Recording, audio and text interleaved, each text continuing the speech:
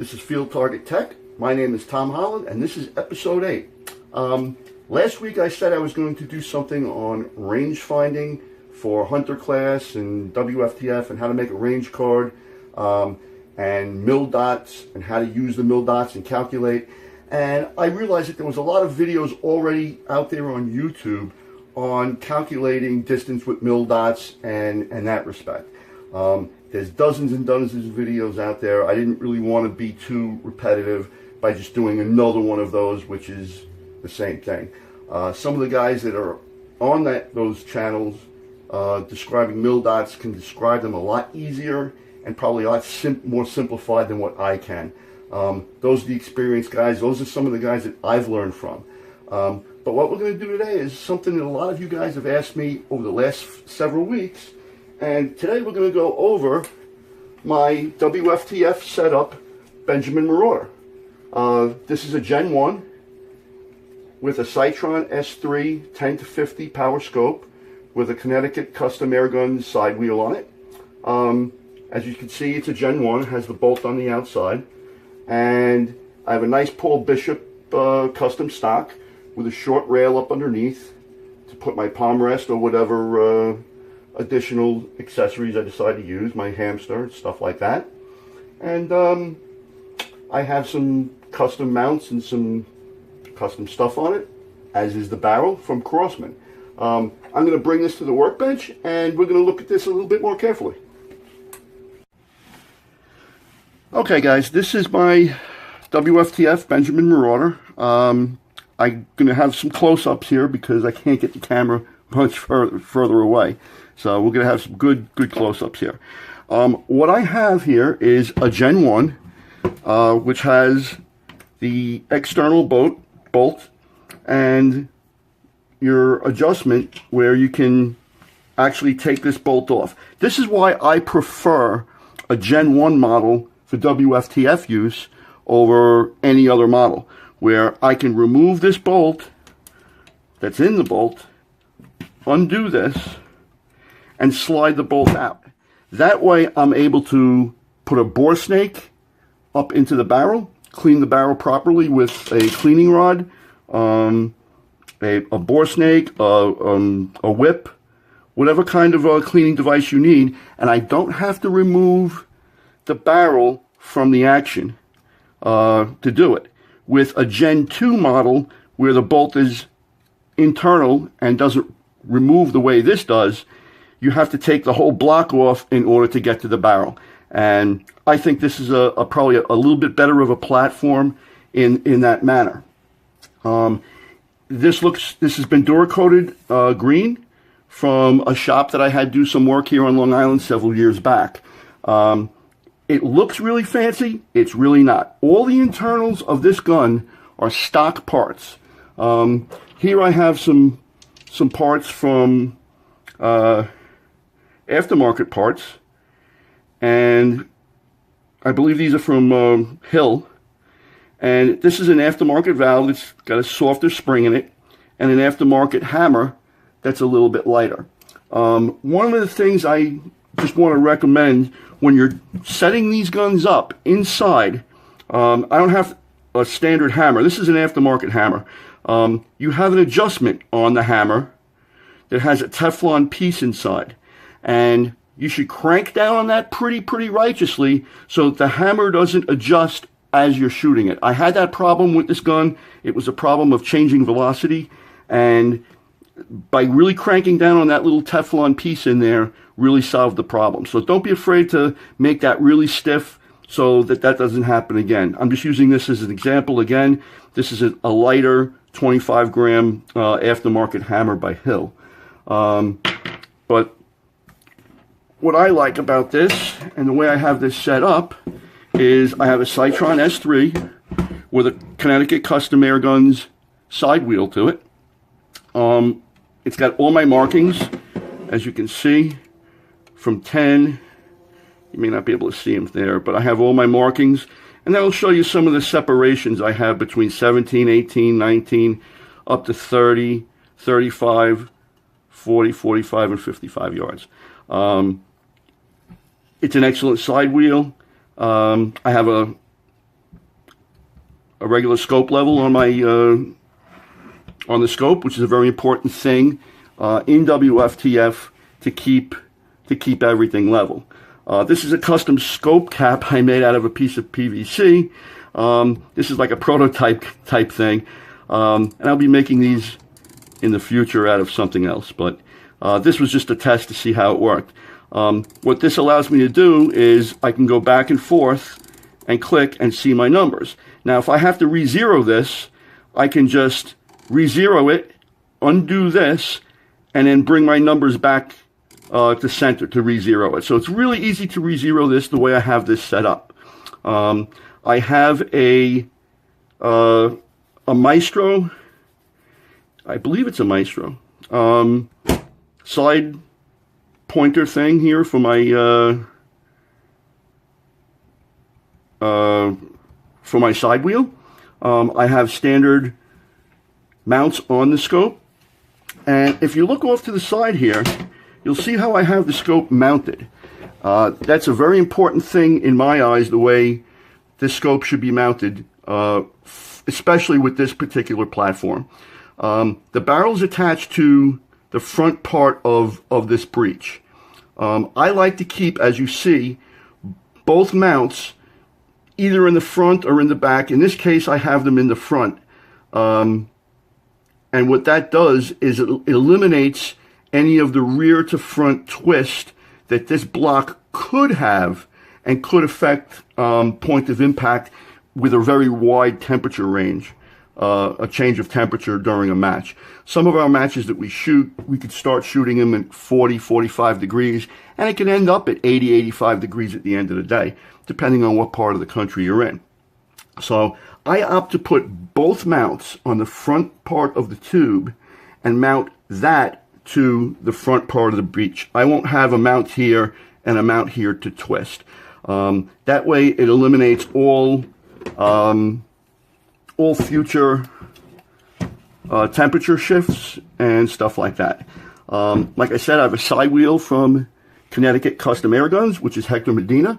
Very good wheel. I believe it has an 8-inch total diameter from the end to the center, the way this is set up. As you can also notice, I do not have a standard barrel on this gun. It's a little bit longer, as you can see, than the regular Crossman barrel. The regular Crossman barrel would end at this barrel band right here. I had a barrel that was damaged, and I sent it back to Crossman, to their engineers. They deemed it was damaged from the get-go, and they made me this custom barrel, being that I do shoot WFTF, in replacement of that barrel. This is not something that you can readily get a hold of. They did this as a favor, kind of, and out of grace from having a damaged barrel on this to begin with. As you notice, up in the front here, I have, I don't know if you can pick it up with the camera, I have a bushing onto where the shroud and the barrel band is.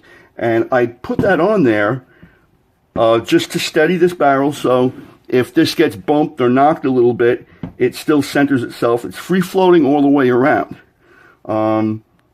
This is one of Crossman's newer barrels, new design barrels, and it shoots sniper mediums rather well.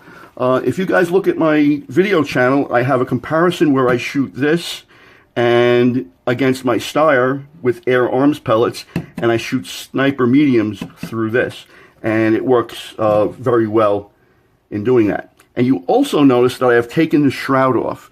I found that the biggest problem with the standard stock Marauder, particularly in higher temperatures, was the shroud was causing things to move and shift. Once I took that shroud off and I did this to it, even with the shorter barrel, I had much better results, and this thing has been a nail driver pretty much ever since. I have a palm stock on a Paul Bishop stock. Paul Bishop used to live up in Connecticut, built this. Excellent piece of woodwork. Very functional, pretty piece of wood. It's got some dings and dongs in it, but that's what we end up doing in WFTF. In Field Target, we beat them up a little bit. I have a wind flag here in the front where I put a piece of regular Teflon tape. It flaps very freely in the wind to determine which way the wind's coming from. And here is my Foster fitting. And for those of you who have been following me in some upcoming episodes, I'm going to put a regulator in a Gen 2 Marauder. I do not have all the parts to do that at the moment because I'm going to rebuild the entire gun while I have it apart and using the regulator. This is a regulator by Airgun Exporter. This is the original regulator I had in this gun. I now have a lane regulator in this tube. And all there really is to replacing this, to install this regulator, is degas the gun. Always degas the gun. Take the barrel band off. Take this fitting off. Grease up these O-rings. Line up your threaded port for your air gauge. Slide it down the tube until it stops. Put this back together again. Gas it up and go. It's literally as easy as that. I would also recommend some of the toolkits if you're going to go further and take the valve out and other parts inside the breech and inside the tube in the back. If you're going to replace any of those, like I said, everything in this gun is stock. It's a stock valve. It's a stock hammer, stock springs, everything. What I have done to inside of this is I've polished the bolt. I've polished the tube inside where the hammer rides, and I've polished the hammer itself so it rides in that tube very, very, very smoothly. Everything else in this is stock. The trigger, I removed the lawyer spring, which is the rough adjustment spring in the back of this, and in removing that, it makes this basically a single stage trigger, which I personally like. It's what I've always been used to, so that's what I tend to use. Other than that, it's just basically a stock Marauder, and it shoots as well as anything else I have. And that's basically it. Like I said, in a couple weeks, we're going to go through a Gen 2 Marauder, and I'm going to go through the installation of this regulator in that Gen 2. Let's go back up to the board. Okay, guys, that's basically it with my Marauder. The only other thing I forgot to mention is I don't really remember how I have all these springs and adjustments set up for this, but I can tell you that I have the transfer port all the way in and out only one turn. All my other adjustments are done through the regulator. The regulator has a set pressure to it from Lane. I requested for 12 foot-pounds, and he supplied that. As for the adjustments in this, we're not going to go into too much. Let me put this aside for now. I'm not going to go too much into the adjustments of that regulator and the springs and everything. There's several different ways you can tune these. I've tuned 3 or 4 Marauders that I do have. Each one of them, if I set them up the same, they'll all shoot different velocities anyway. So it's basically a tinkering, hit or miss type thing that you do to that. But I can tell you that I had the transfer port pretty much all the way in and backed out only one turn. All my other power adjustments are through hammer stroke, spring pressure, and the regulator pressure is that. That's basically it for my run through my Marauder. I know a lot of you guys were interested in it. A lot of people seem to ooh and ah about it, and it's really basically a stock Marauder with a couple extra parts on it. It's really nothing fancy about it. There's really nothing above and beyond any Marauder that's out there, really.